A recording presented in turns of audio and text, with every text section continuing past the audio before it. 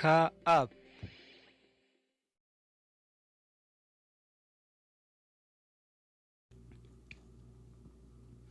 Assalamu alaikum warahmatullahi wabarakatuh. Jirra jirtu kabajamtoota jaalatamtoota hordoftoota AKAP akkam fayyaa keessanii naguma baga nagaan jiraattan yoo nageessan isin jira.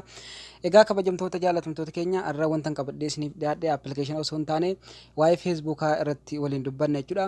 Waa'ee seera feesbuukaa jechuudha. Egaa wanti hundinuu jechuudha seera qaba jechuudha.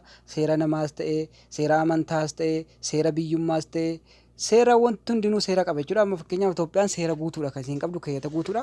Akkuma sana wanti hundinuu seera qaba. Feesbuukni illee seera qaba. Wanna dhorkuu qaba, wanna hayyamu qaba jechuudha. Egaa wanna ni dhorku kana jechuudha. Wanna ilma namaatiif mijaawaa hin taane harka caalaa dhorkee jira jechuudha feesbuukni. Baay'ee namatti tola jechuudha. Namoonni ittiin bariin jirtan jechuudha. Har'a wal isin barsiisa jechuudha. Akkaataa isin himannaa irratti geggeessinu yoo namni badii tokko dalage waan nama miidhu tokko yoo ni dalage akkaataa isin kaampaanii feesbuukaa sana irratti himannaa gootanii irratti cufsiiftan jechuudha. Osoo gar tokko irratti cufuudhaan gara biraa haala siistamaa addaan fayyadamneen jechuudha. Namaa walii galtee gootanii jechuudha. Egaa feesbuukni wanti inni dhorke jechuudha. Asumaan gosa 10 dhorke jechuudha. Gosa 10 kana keessaa isinii dubbiseen booda isaa immoo gara hiikaatti achi deebina jechuudha kabajamtoota jaalatamtoota keenya. Egaa tokkoffaa irratti kan inni jabeessee dhorke jechuudha. Nudity, lammaffaa irratti violence, sadaffaa irratti suicide or self injury, arfaffaa false news, shanaffaa spam, jahaffaa unauthorized sales, torbaffaa hate speech, saddeetaffaa terrorism, salgaffaa gross content, kurnaffaa harassment. Egaa gosa 10 kana jechuudha dhorkeetiin jira. Waan inni dhorke kana yoo himannaa geggeessitan jechuudha kabajamtoota jaalatamtoota keenya tokko tokkoon mataa keessanitti galata qabdan jechuudha. Kaampaanii feesbuuk irraa galata dhaqan isin qabdanu. Egaa haala kamiin dhaqanee himatama, gara kamiin himatama, wanna kanas hiikaa isaas 10 kana tokko tokkoon irratti waliif keenya jechuudha. Amma irratti tokko tokkoon hiikkaasaa isiniif ka'a jechuudha. Warri hin beekne warri beektan silaa beektanii yoo barbaadan dhaggeeffatinaa isin jira. Warri immoo hin beekne jechuudha. Hamman ebeluu nama arrabsaa, ebeluu kana godhaa, akkam goona jechuun kaampaanii feesbuukaatti himattanii innaan wanna sana hubannootti godhanee yoo wantichi sun dhugaatti kan nama miidhu ta'e battanatti irratti isiniif cufuudha kan danda'an jechuudha. Egaa kabajamtoota jaalatamtoota keenya sanarra garuu YouTube chaanaalii kiyya warri hin argin AKAP jettanii YouTube chaanaalii keessan seentanii jechuudha. Na argachuu dandeessanii. Egaa peejii kana guddisaa jechuudha. Asirra waan baay'eedha kan gadhiifamaa jiru garuu ilaalcha baay'ee hin qabu jechuudha. Gayoonaatti nama waliin barree. Egaa AKAP jettanii yoo seentanii haala kanatti isinii baha. Kana subscribe gochuu hin dagatinaa. Hiriyoottan keessanillee fidaa akka irraa baratan jechuudha.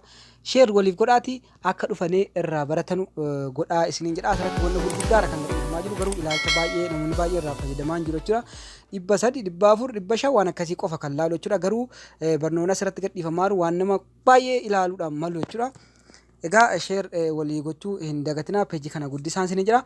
Egaa gara feesbuukaatti dabarfanna jechuudha kabajamtoota jaalatamtoota keenya. Gara feesbuukaatti hogga dabarfannee hamma ofirratti jechuudha riippoorti gochuu waan hin dandeenyeef kan nama biraarratti riippoorti goona. Amma fakkeenyaaf kan nama biraarratti hin godhu kiyyumatu jira kan biraa jechuudha.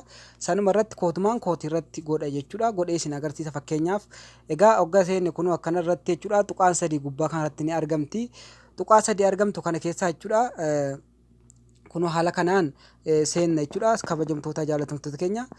Sorry dubbatti deebiin agarsiisa. Tuqaa 3 hogga tuqxanii kun haala kanaan tokkoffaa irratti save jedha. Sorry dubbatti hin deebi'a. Tokkoffaa irratti save jedha. Lammaffaa irratti give feedback on this post jedha. Sadaffaa irratti turn on notification for this post jedha. Arfaffaa irratti copy link jedha.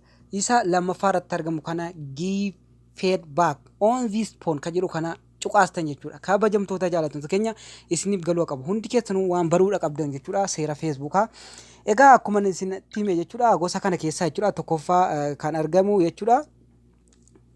Tokko tokkoodhaan isinii dubbisee isiniif hiikaatiin deema kabajamtoota jaalatamtoota keenya. Tokkoffaa irratti kan argamu nudity, lammaffaa irratti violence, sadaffaa irratti suicide or self injury, arfaffaa irratti false news, shanaffaa irratti spam, jahaffaa irratti unauthorized sales, torbaffaa irratti hate speech, saddeetaffaa terrorism, gross contact, harassment ka jedhu kana tokkoffaa nudity ka jedhu qullaa jechuudha. Waan qaama qullaa gadhiifamu viidiyoolee adda addaa waan qaama qullaa gadhiifamu kabajamtoota jaalatamtoota keenya dhiiras ta'ee durba qaama qullaa feesbuuk irra gadhiisan jechuudha. Kan namaas ta'ee kan ofiis ta'ee. Inni lamaffaan violence ka jedhu jeequmsa jechuudha. Rabbashummaa ashabbaarii rabbashuu waa rabbashuu jeequmsa adda addaa jechuudha. Walloliinsa adda addaa waan nama walitti buusu jechuudha. Nama wallolu achirra gadhiisu jechuudha. Inni sadaffaarratti suicide or self injury jechuun of madeessuu yookaan of ajjeesuu yaalii gochuu jechuudha. Kabajamtoota jaalatamtoota keenya of hudhuu yaalii gochuu fi wanna akkana viidiyoo gadhiisanii waan nama sodaachisu feesbuuk irra gadhiisuu jechuudha.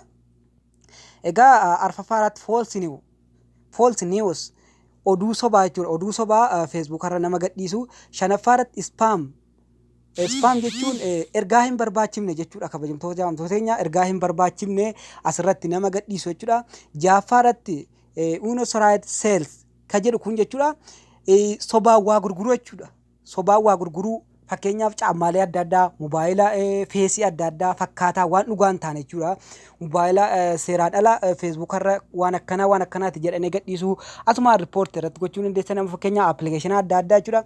Free call jedhanii gubbaarratti barreessanii gaafa isin naxxanii buuftanu appilikeeshinii sun gosa biraati jechuudha. Innaa wantoota akkasii jechuudha. Torbaffaa irratti anatu lakkoofsatti godhe malee lakkoofsa garuu akkanatti lakkoofsatti hin godhamne anatu lakkoofsatti godhe. Hate speech jechuun haasawa jibbiinsaa jechuudha. Kabajamtoota jaalatamtoota keenya haasawa jibbiinsaa namaaf nama kan walitti naqu jechuudha.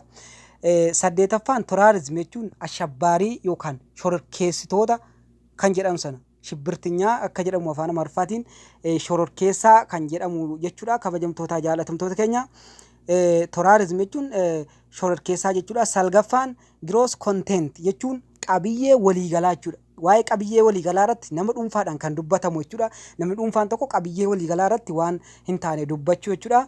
Egaa dhumarratti kan hin kaa'e harassment jechuun cunqursaa yookaan miidhaa yookaan roorroo kan jennu sana jechuudha. Kabajamtoota jaalatamtoota keenya kana keessaa viidiyoon asii isin irratti kooppi gootane kuni kana keessaa wal gaxxamuudha qaba, wal simachuudha qaba. Kabajamtoota jaalatamtoota keenya jarri sogga laalan jechuudha.